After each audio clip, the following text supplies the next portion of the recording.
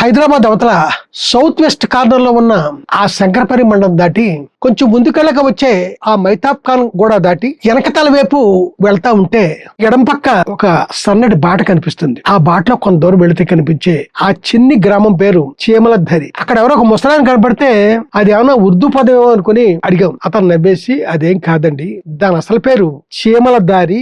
జనం అలా పిలిచి పిలిచి లాస్ట్ కది చీమలదారి అయింది అన్నాడు. ఆ చీమలదారి అన్న మాట నాకు చాలా అద్భుతంగా వినిపించింది.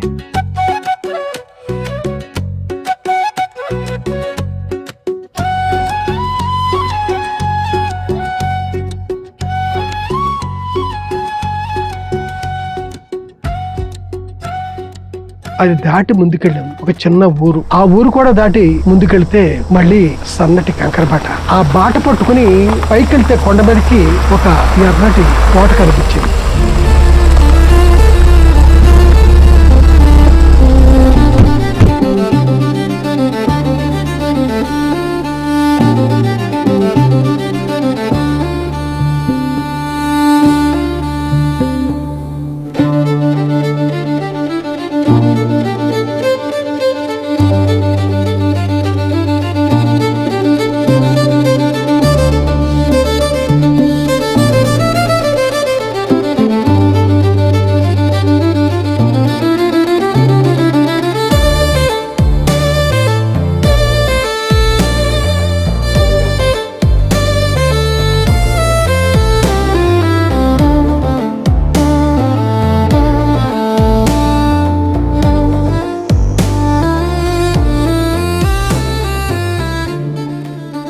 ఈవిడ పేరు అరుణారెడ్డి.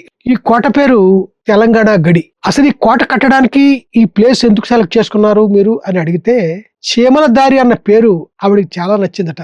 అందుకోసం సెలెక్ట్ చేసుకుంది ఈ ప్రాంతాన్ని. కోట లాంటి ఈ భవనం కట్టడానికి మీకు ఇన్స్పిరేషన్ ఏంటండి అని అడిగితే, చిన్నప్పటి నుంచి నాకు మా తెలంగాణ పల్లెటూళ్ళలో ఉండే ఆ గడిలు, ఆ పాతకాలం నాటి భవనాలు,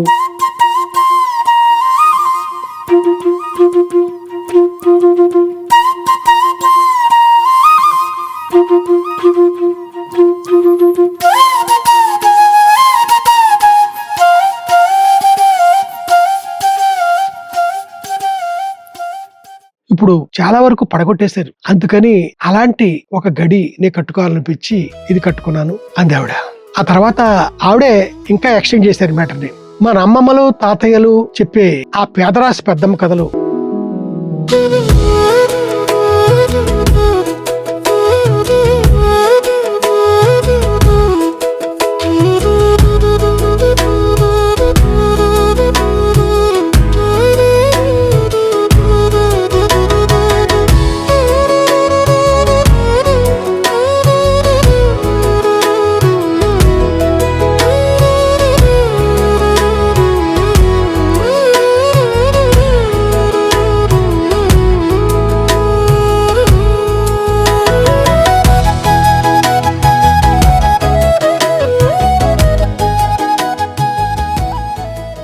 యుఎస్ లో 30 ఏళ్ళు ఉండొచ్చు నాకు.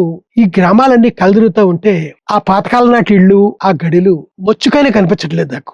దాంతో ఆ జ్ఞాపకాల్లో కొట్టుకుంటా ఈ భవనం కట్టాను నేను అన్నారు. ఇంకా అన్నాను. ఇంకా అంటే మా బాబు యాక్సిడెంట్ లో చనిపోయాడు.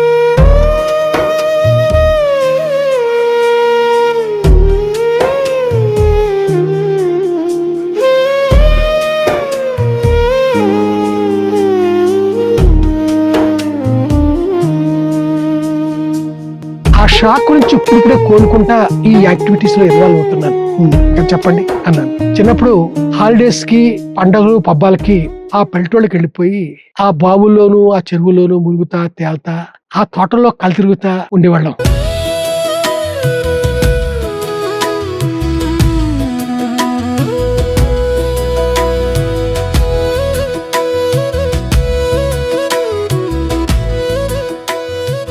ఇప్పుడు అవన్నీ మటుమాయం అయిపోయాయి. అవన్నీ కళకళలాడుతా మళ్ళీ కనిపించాలనే నా కళ నిజం అవ్వాలనేసి అనుకుంటున్నాను. అన్నావిడ్ని అలాగే చూస్తా ఉండిపోయాను.